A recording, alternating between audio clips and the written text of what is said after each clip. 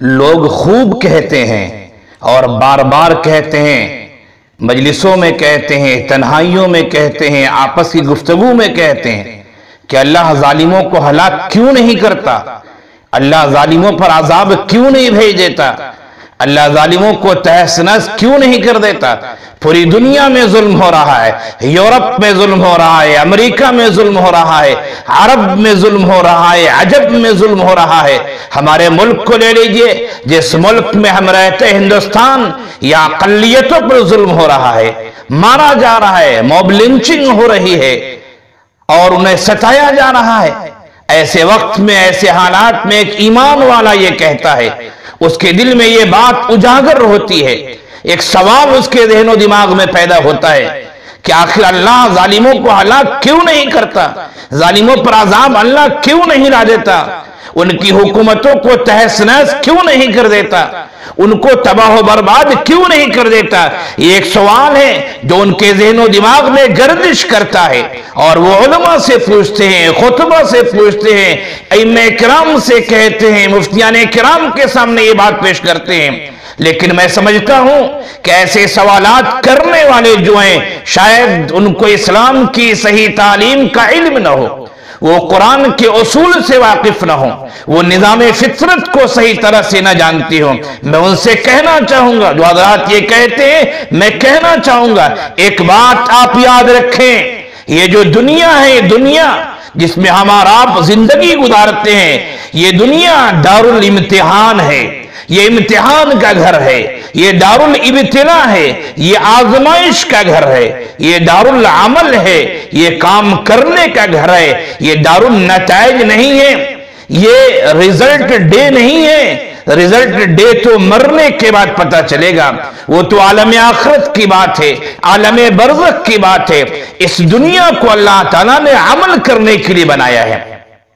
کون کیسا عمل کرتا ہے، کون اچھا عمل کرتا ہے، کون برا عمل کرتا ہے، کون ہماری بھیجی ہوئی شریعت اسلامیہ پر ایمان لاتا ہے، اسلام کو مانتا ہے، اور کون اسلام کو ٹھکرا دیتا ہے، کون وہ ہے جو نبی کی سیرت کو اپناتا ہے، اور کون وہ ہے جو اپنے آپ کو نبی کا عاشق تو کہتا ہے لیکن نبی کی سیرت سے اسے کوئی لگاؤ نہیں، کوئی سروکار نہیں، وہ صرف نام کا مسلمان ہے۔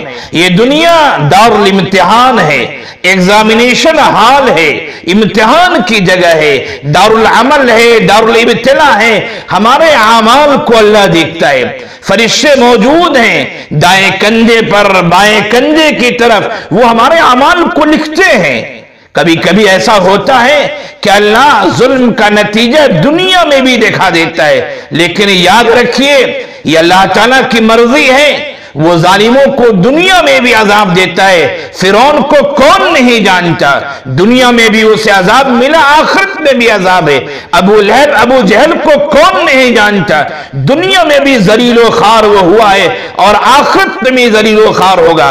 اللہ کے رسول صلی اللہ علیہ وسلم کو ستانے والے جو تھے، ان میں سے کتنے ایسے افراد ہیں جو دنیا میں ذلیل و خوار ہو کر مرے ہیں۔ اللہ دنیا میں دکھاتا ہے، انبیاء کی سیرت بتاتی ہے، قرآن کی تعلیم بتاتی ہے، اللہ چاہے تو دنیا میں دکھا سکتا ہے۔ ہمارے ملک کی صورتحال جو ہے، ملک کی تاریخ پڑھیے، مسلمانوں کی جو مسجد تھی، بابری مسجد، اسے جب توڑی گئی، اسے شہید کیا گیا۔ میں اس مسئلے کو زیادہ چھیڑنا نہیں چاہتا ہوں، لیکن میں آپ کو بتانا چاہوں گا کہ اس وقت جو وزیر اعظم تھے ہمارے ملک کے، وہ نرسمہا راؤ تھے، پرائم منسٹر تھے۔ ظلم کیا انہوں نے، ان کی حکومت میں ظلم ہوئی۔ آپ نے اس ظلم کا نتیجہ دنیا میں دیکھا ہوگا، اس نرسمہا راؤ کی لاش کو حیدرآباد کے شہر میں کتوں نے نوچا ہے۔ ایک آدمی جو وزیر اعظم رہ چکا ہو، جس کے ارد گرد دستیوں سیکورٹی رہتی ہو، دستیوں محافظ ہو، اس کی لاش کو کتے نوچے اور دنیا مشاہدہ کرے، یہ ظلم کا انجام نہیں تو کیا ہے؟ آخرت میں جو ملنا ہے وہ تو ملے گا ہی، مرنے کے بعد عالم برزخ میں جو عذاب ہونا ہے وہ تو ہوگا ہی۔ لیکن دنیا نے دیکھا کہ ملک کی ایک عظیم شخصیت، عہدے کے لحاظ سے، منصب کے لحاظ سے، ایسا بڑا ہے، ایسی بڑی شخصیت ہے کیا کہنے، لیکن جب وہ مر جاتا ہے تو اس کی لاش کو کتے نوچتے ہیں۔ یہ ظلم کا ایک عکس اللہ نے دنیا میں دکھایا ہے۔ ظلم کے نتائج ظاہر ہوتے ہیں دنیا میں، نسلوں میں بھی ظاہر ہوتے ہیں، لیکن ہماری اس بات کو نوٹ کیجئے سب سے پہلی بات کہ یہ دنیا ہے، دارالامتحان ہے، آزمائش کی جگہ ہے، یہ عمل کی جگہ ہے، کردار کی جگہ ہے، کام کرنے کی جگہ ہے، انبیاء کی چیزوں کو ماننے کی جگہ ہے، اور شیطان کی چیزوں کو ماننے والے اس کو مانتے ہیں۔ اللہ عمل کو دیکھے گا، نتیجے کا تعلق اصل میں جو ہے وہ آخرت سے تعلق رکھتا ہے۔ اللہ تعالیٰ نے بہت وضاحت کے ساتھ سورہ بقرہ کی ابتدائی آیت میں، آیت نمبر 15 میں جب منافقین کا تذکرہ کیا تو اللہ تعالیٰ نے فرمایا وَيَمُدُّهُمْ فِي طُغْيَانِهِمْ يَعْمَهُونَ وَيَمُدُّهُمْ فِي طُغْيَانِهِمْ يَعْمَهُونَ کہ اللہ تعالیٰ ان کو اندھیروں میں، گمراہیوں میں، سرکشی میں اللہ انہیں چھوڑ دیتا ہے۔ وہ ٹامک ٹوئیاں مارتے رہتے ہیں، اللہ انہیں مہلت دیتا ہے، اللہ انہیں مہلت دیتا ہے، یا تو گناہ میں پڑے رہیں اور ہلاک ہو جائیں، جہنم رسید ہو جائیں، یا پھر اپنی اصلاح کر لیں، اللہ کی طرف رجوع ہو جائیں، ایمان اور اسلام کی بات مان لیں۔ قرآن کریم کا آپ مطالعہ کیجئے تو آپ کو پتہ چلے گا، اور بہت واضح انداز میں پتہ چلے گا۔ ذرا سورہ اعراف کی آیت نمبر آپ 182 اور 183 کھولیے۔ سورہ اعراف قرآن کی 7ویں سورت ہے، اور ذرا وہاں پڑھیے اللہ کیا فرماتے ہیں۔ اللہ تعالیٰ کا ارشاد ہے وَالَّذِينَ كَذَّبُوا بِآيَاتِنَا سَنَسْتَدْرِجُهُم مِّنْ حَيْثُ لَا يَعْلَمُونَ وَأُمْلِي لَهُمْ إِنَّ كَيْدِي مَتِينٌ۔ جو لوگ ہماری آیتوں کو جھٹلاتے ہیں، ہمارے احکامات کو جھٹلاتے ہیں، ہماری شریعت کو جھٹلاتے ہیں، ہمارے نبی کی تعلیمات کو جھٹلاتے ہیں، ہم انہیں دھیرے دھیرے عذاب کی طرف لاتے ہیں، اور وہ اسے نہیں سمجھتے ہیں۔ میں انہیں مہلت دیتا ہوں، میں انہیں چھوٹ دیتا ہوں، اور یاد رکھنا میری تدبیر جو ہے انتہائی مضبوط تدبیر ہے۔ میری تدبیر سے بڑھ کر کسی کی تدبیر نہیں ہو سکتی، اور میری جو پلاننگ ہے، میری پلاننگ سے بڑھ کر کسی کی پلاننگ نہیں ہو سکتی۔ یہ بات اچھی طرح یاد رکھنا اور بھولنا نہیں۔ قرآن کریم کے ایک دوسری سورت سورہ ابراہیم کو پلٹیے، تلاوت کیجئے، ترتیب کے لحاظ سے 14ویں سورت ہے۔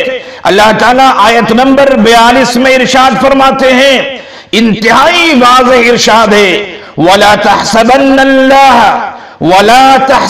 اللَّهَ غَافِلًا عَمَّا يَعْمَلُ الظَّالِمُونَ إِنَّمَا يُؤَخِّرُهُمْ لِيَوْمٍ تَشْخَصُ فِيهِ الْأَبْصَارُ۔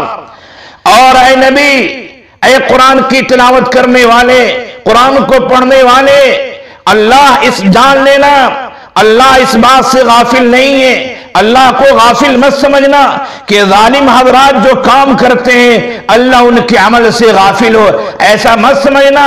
اللہ غافل نہیں ہے، اللہ تو ذرے ذرے کا علم رکھتا ہے۔ اللہ انہیں کیوں مہلت دے رہا ہے؟ قرآن کہتا ہے انما یؤخرهم لیوم تشخص فیہ الابصار۔ اللہ تعالیٰ انہیں قیامت کے لیے، ایسا دن جس دن نگاہیں پتھرا جائیں گی، جس دن کوئی کسی کے کام آنے والا نہیں ہوگا، اللہ تعالیٰ اس دن کے لیے ان کے عذاب کو اور ان کے نتائج کو مؤخر کر رہا ہے۔ قرآن کریم میں ارشاد ہے، اللہ تعالیٰ نے فرمایا کہ وَلَنُهْلِكَنَّ الظَّالِمِينَ، ہم ظالموں کو ہلاک کر کے رہیں گے۔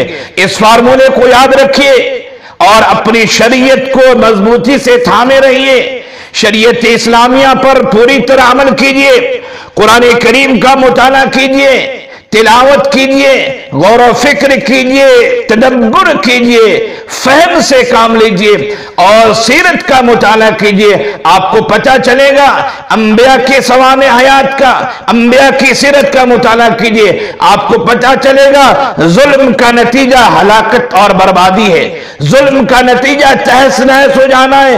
ظالم کبھی پھلتا اور پھولتا نہیں، کبھی ایسا ہوتا ہے کہ بظاہر ہم سمجھتے ہیں ظالم عروج پر ہیں، لیکن اگر اس کے نتائج ہم نہ دیکھ سکیں، نسلوں میں اس کے نتائج دیکھے جاتے ہیں، قومیں دیکھتی ہیں، ان کی نسل بگڑتی ہے، نسل تہس نہس ہو جاتی ہے۔ یہ تو دنیا میں اللہ دکھاتا ہے، ورنہ اصل جو فارمولہ اللہ کا وہ یہ ہے کہ ظالموں کے انجام کی جگہ، ظالموں کے پکڑ کی جگہ، ظالموں کے نتائج کی جگہ وہ اصل میں آخرت ہے۔ جس طرح اہل ایمان کو آخرت میں جنت ملے گی اور دیگر نعمتیں ملیں گی، اسی طرح کفار کو، ظلم کرنے والوں کو آخرت میں یقیناً ان کے برے نتائج ہوں گے، وہ جہنم رسید ہوں گے۔ اگر ایمان والا ہے اور اس نے ظلم کیا ہے، اللہ چاہے اسے بخش دے یا اس کے ظلم کی سزا اللہ اسے دے کر پھر اس کے بعد جنت میں داخل کرے۔ لیکن جو کفار ہیں، مشرکین ہیں، اللہ کی تعلیمات کو، اللہ کی شریعت کو، اللہ کے بھیجے ہوئے نظام کو، اللہ کے بھیجے ہوئے دین کو، یعنی دین اسلام کو اگر انہوں نے نہیں مانا ہے، جو قیامت تک رہنے والا دین ہے، یقیناً وہ ظالم ہے اور بڑے ظالم ہے، اور ظالموں کی پکڑ اللہ کرتا ہے، اللہ کرتا ہے۔ اللہ مہلت دے رہا ہے، اللہ ڈھیل دے رہا ہے، اللہ انہیں چھوٹ دے رہا ہے۔ دھیرے دھیرے جب پوری طرح وہ سرکشی میں مبتلا ہو جائیں گے، اللہ کا عذاب آئے گا، دنیا میں بھی آ سکتا ہے، اور اگر دنیا میں اللہ کی کسی حکمت کی وجہ سے نہ آئے تو آخرت میں تو عذاب میں انہیں گرفتار ہونا ہی ہے، اور دنیا میں بھی ظالموں کی نسلیں برباد ہو جاتی ہیں، تہس نہس ہو جاتی ہے۔ اس بات کو ہمیں اچھی طرح سمجھنا چاہیے اور جاننا چاہیے۔ اللہ تعالی ہم سب کو چھوٹے بڑے ہر طرح کے ظلم سے محفوظ رکھے۔